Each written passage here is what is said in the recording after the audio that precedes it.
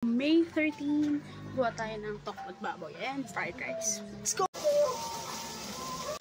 Alamang! Kasi ito yung nga pala yung tokwa natin kanina. Hindi ko na napakita ang may piprito. Watching! Ako din! Ang papangat nyo! Yawa! Diba? Still.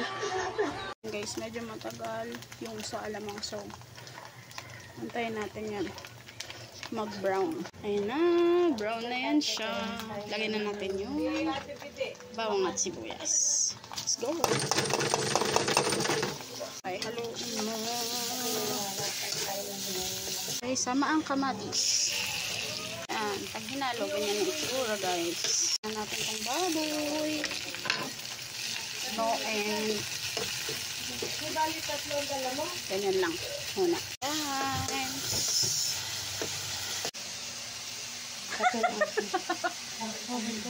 Hi. Baglaang na ano, hindi pa Tigil ka na naman ka.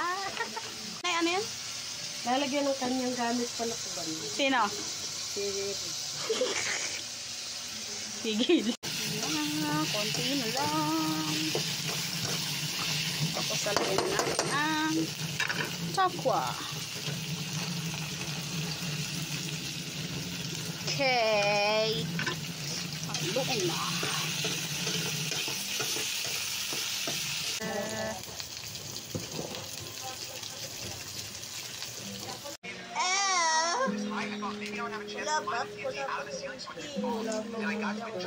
So kanina sabi ni nanay, kulang daw ng sili yung niluto ko. Hindi niya alam. Talagang di ko nilagyan gawa nito. Chili garlic, guys. Ito yung ginawa ko. Okay na yan. Hangay na natin.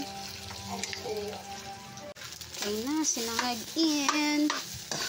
Yun. So since madami yung sinangag, dalawang panchaw yung ilalagay natin. Let's go! Na guys. Seafood nga pala to. Since tokwat baboy na may alamang naman yung ulam natin. Yan na! I'm almost done, guys. Okay, we'll eat na, guys. Bye!